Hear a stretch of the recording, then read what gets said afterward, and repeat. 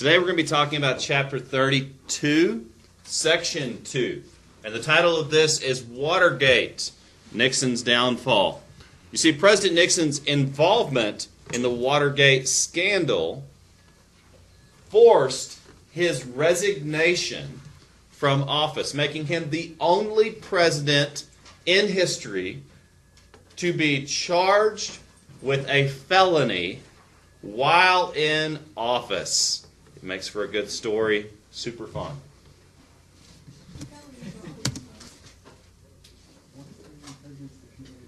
Now, first off, the first little section is called an Imperial Presidency. You see, the powers of our office of executive have expanded dramatically from the time of our country's beginning to the present day. Several key events led to the dramatic expansion of the presidency. Number one, the American Civil War. The President of the United States at the time, Abraham Lincoln, expanded the powers of the President to make him nearly a king during the time of that war. The Great Depression. Franklin Delano Roosevelt declared war on poverty when he announced his New Deal. Often expanded the powers of the presidency. For example, stacking the courts to make sure they did not stop what he was doing. FDR was elected 4 times as president. So he was essentially reigning king with the popular support of the people. The Second World War, that same president led our country in our greatest conflict in our nation's history, raising an army of 16 million soldiers, making him one of the most powerful people in the world at that time. And then finally, the Cold War, the extension of the Second World War in this long, prolonged conflict which lasted until 1991. All of these things expanded the powers of the president. Nixon was involved in expanding his presidential powers as well, often ignoring Congress, as we saw with his resistance to civil rights, and often infringing the powers in which the Constitution laid out for him. The president's men. Nixon had this small, loyal group of advisors who desired secrecy. These advisors' names were H.R. Haldeman, this was the White House Chief of Staff, John L. Rickman, the Chief Domestic Advisor, and John Mitchell, Nixon's former Attorney General. The reason I take the time to list these and hold you accountable for knowing them is because these men were all involved in the Watergate Scandal. In fact, we're going to see as heads begin to roll, each of these men are going to be forced to resign, and some of them are going to face long prison sentences. But we're not yet to the crime. I'm merely introducing the culprits.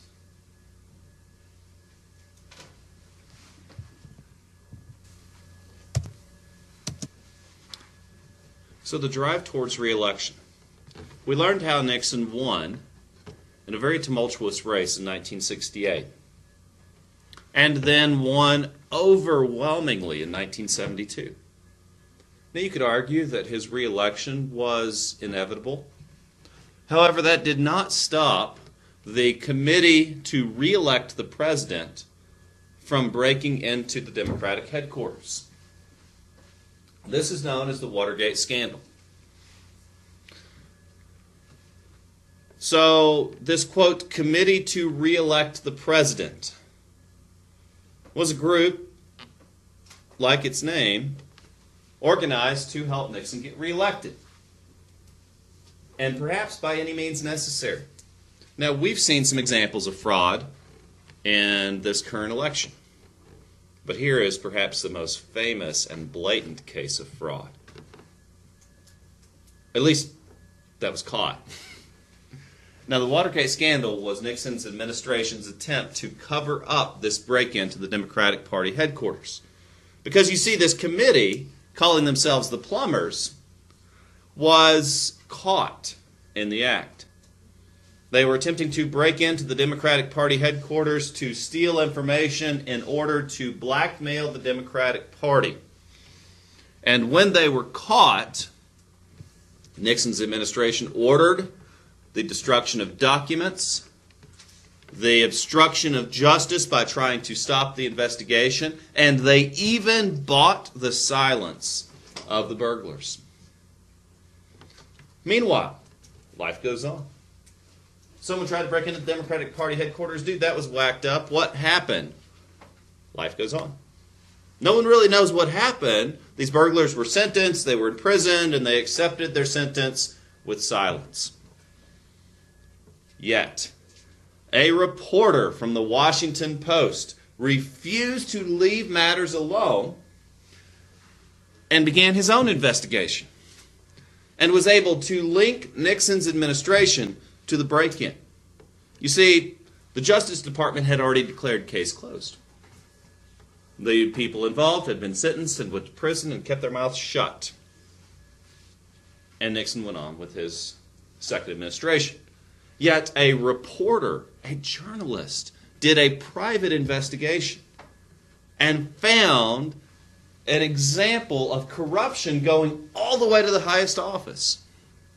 Now, of course, when the reporter published his findings, the White House denied all allegations and claimed that the public was not interested in these charges, and they needed to ignore it because we have greater problems, the war in Vietnam and the civil rights crisis and the issues of poverty in our country, so we need to leave this alone so the president can deal with the important issues facing our country. And he was reelected in a landslide. But the beauty of a free country is this Washington Post reporter was not hanged. He was not sentenced to prison. And the rights of the press, guaranteed in the First Amendment, allowed him to continue his investigation.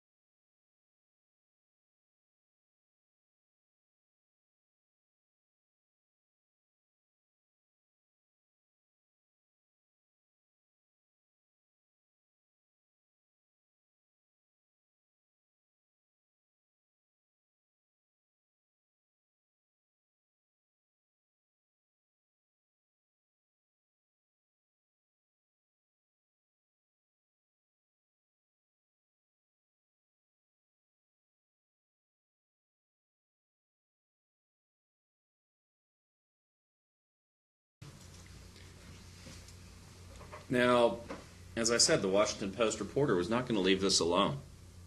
Not only does he have an amazing story, which is going to make his career, this story involves a cover-up and a scandal at the highest levels of government. So meanwhile, the Senate begins to investigate Watergate. The judge of the case, John Circa, was presiding over the burglars' trial, and he had reason to believe that these individuals did not act alone. Now, the leader of the burglar, James McCord, claimed that after the follow-up investigation that he had lied under oath. I'm imagining he made some sort of plea deal. They probably threatened him with long-term prison sentence, and he folded. He also claimed, as part of the plea deal, under oath, in a formal court testimony that advisors were involved, meaning this has a different level to it. Those president's men that I introduced you to, the first one to fall was White House counsel John Dean, was dismissed by the Nixon administration for his alleged involvement in the Watergate scandal. Others began to resign. Now, Senator Sam Ervin headed the investigation committee.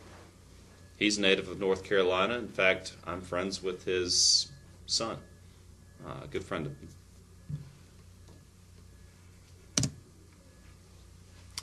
Now, John Dean, dismissed from the White House, declared that the president was involved in this cover-up. Alexander Butterfield said that the Nixon tapes, which Richard Nixon was taping all of his official actions while in office, contained evidence of presidential conversations linking him to the Watergate scandal.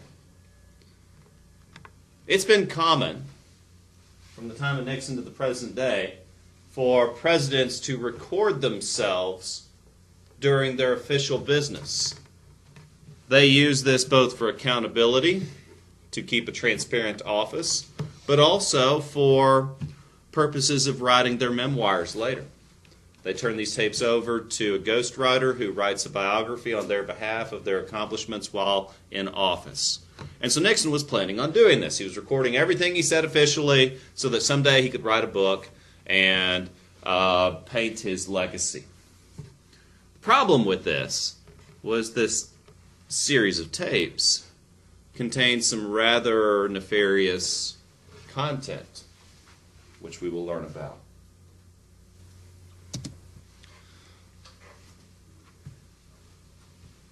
Special prosecutor in the case of the United States versus Richard Nixon, Archibald Cox, subpoenaed the tapes, meaning that the court ordered that these tapes be entered into official evidence. The President of the United States refused. To refuse a court subpoena is a crime. It's called obstruction of justice. Yet we've never had to deal with this with the president before. The president's the most powerful person in the country. They can hire and fire essentially whoever they want. So, the president had the special prosecutor, Archibald Cox, fired. Can you believe it? The man who ordered that Nixon surrender his tapes, who Nixon refused the order, and who threatened to charge the president with obstruction of justice, is now fired. It's totally messed up. The Attorney General of the United States in charge, essentially Archibald Cox's chief boss, refused to fire Archibald Cox. And then in what is now famously called the Saturday Night Massacre, the Attorney General to the United States resigned. Essentially, behind closed doors, he was ordered to resign by the president. Others were fired. Archibald Cox was fired. Because next in line is the Deputy Attorney General of the United States. He refused to fire Archibald Cox. He was fired. And then Archibald Cox was fired. Yet, all of this is public. The president's not getting off this easily. In fact, Cox's replacement, Leon Jaworski, also called for tapes. Meanwhile, Vice President Spiro Agnew, who's been famously caricatured in Futurama as the headless corpse Spiro Agnew who carries Nixon's head around, Spiro Agnew, the vice president to Richard Nixon, then resigned. And upon his resignation, under orders from the court, revealed that he had accepted bribes. Guys, this is a felony charge, to accept bribery. Meanwhile, Nixon nominates, and Congress confirmed, Gerald Ford as his vice president. Remember that name. The U.S. ping pong team met with President Nixon today at an Oval And Office wouldn't you know ceremony. it, a few months later, they invited me and the ping pong team to visit the White House. So I went again, and I met the President of the United States again. Only this time they didn't get us rooms in a real fancy hotel. So are you enjoying yourself in our nation's capital, young man? Yes, sir. Well, where are you staying? It's called the Hotel Ebbot. Oh, no. I know of a much nicer hotel. It's brand new, very modern. I'll have my people take care of it for you. Security, Frank Wells. Yeah, sir. You might want to send a maintenance man over to that office across the way. The lights are off and they must be looking for a fuse box or something, because them flashlights, they're keeping me awake. Okay, sir, I'll take that. Thank you. No problem. Good night. Therefore, I shall resign the presidency effective at noon tomorrow. Vice President Ford will be sworn in as president at that hour in this office.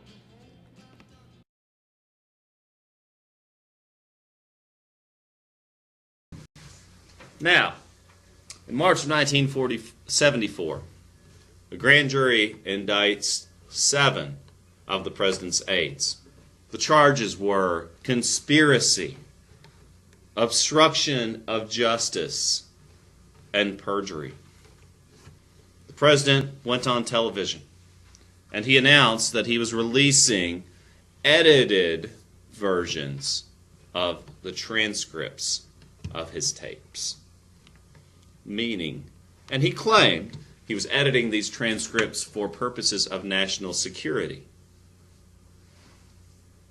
Now, the Supreme Court of the United States ruled in the same year, unanimously, by the way, that Nixon must surrender the full tapes.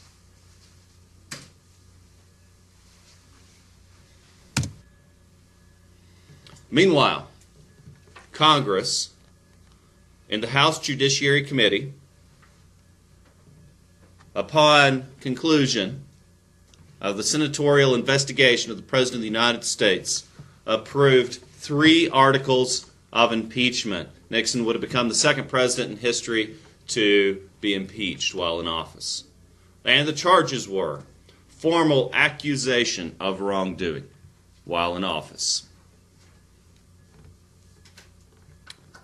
obstruction of justice, abuse of power, and contempt of Congress. These are very serious charges. Not only could he be brought up on impeachment, he could be facing a life sentence in prison. So Nixon, under orders from the U.S. Supreme Court, released the tapes. Now the tapes show that Nixon was aware of his role in the Watergate Scandal. They show evidence of an attempted cover-up when these individuals were caught, and the House was deliberating on whether or not the president should be impeached because of this. But before a formal vote on impeachment was conducted, the president resigned. Now, the effects of Watergate. 25 members of Nixon's administration were convicted and served prison terms. Over the next 2 years, Watergate became a titanic struggle between the White House and the press. I don't respect the type of journalism, the shabby journalism that is being practiced. The White House and Congress. Republicans do not cover up. Republicans do not go ahead and commit illegal acts. The White House and the public. And then, in the summer of 1973, the nation learned of the president's secret tapes. I was aware of listening devices. When the White House revealed there was an 18-and-a-half-minute gap on one of the Watergate tapes, and demonstrated how the president's secretary, Rosemary Woods, might have erased it accidentally. There was an uproar. Famous picture of Rose Woods, how you'd have to, what you'd have to do to go through to erase the tape and be on the phone or whatever. At the same time was, sort of like the 6-foot stretch. It was called Rosemary's Boo-Boo. The episode deeply wounded the president's credibility. Made it all very dubious. It was the prelude to the smoking gun.